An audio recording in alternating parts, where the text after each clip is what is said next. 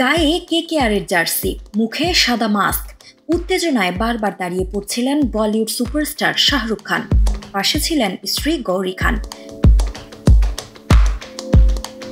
খেলা কিছু দূর গড়ানোর পরেই সবাই বুঝে গিয়েছিলেন যে আইপিএল এর ট্রফি এবার কেকেআর কলকাতা নাইট রাইডার্স দলের হাতে উঠতে চলেছে। তবু যেন অস্থির ছিলেন কেকেআরের মালিক শাহরুখ খান। সানরাইজার্স হায়দ্রাবাদকে পুরোপুরি হারানোর পর উত্তেজনায় লাফিয়ে উঠেছিলেন কিং খান। মেয়ে সুহানা খানকে আবেগে জড়িয়ে ধরেছিলেন তিনি। এদিকে সুহানার চোখে তখন খুশির পানি।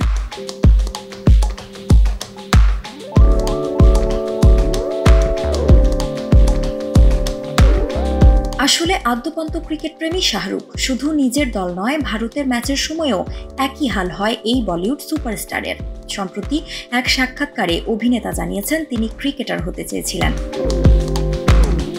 কদিন আগেই হিট স্ট্রোকে আক্রান্ত হয়ে আহমেদাবাদের কেডি হাসপাতালে ভর্তি ছিলেন শাহরুখ।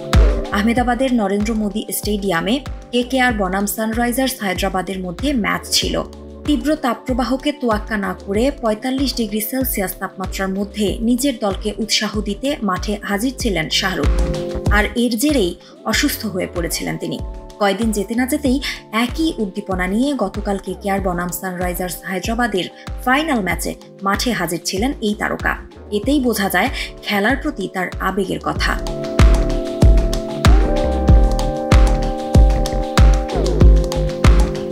আইপিএল এর ম্যাচ চলাকালে স্টার স্পোর্টসের সঙ্গে এক সাক্ষাৎকারে শাহরুখ খেলাধুলার প্রতি নিজের অগাধ ভালোবাসার কথা বলেন।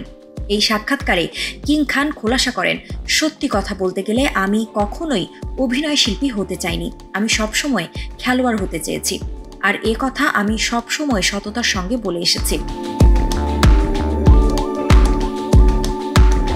এই বলিউড তারকা আরও বলেন তিনি উইকেট রক্ষক হতে চেয়েছিলেন, কিন্তু চোট পাওয়ার কারণে তিনি খেলাধুলা ছাড়তে বাধ্য হয়েছিলেন।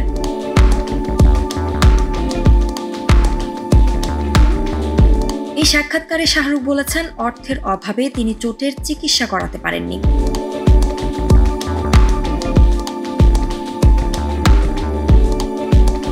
অভিনেতা বলেছেন, আমি সবসময় খেলাধুলাকে ঘিরে কিছু করতে চেয়ে এসেছি।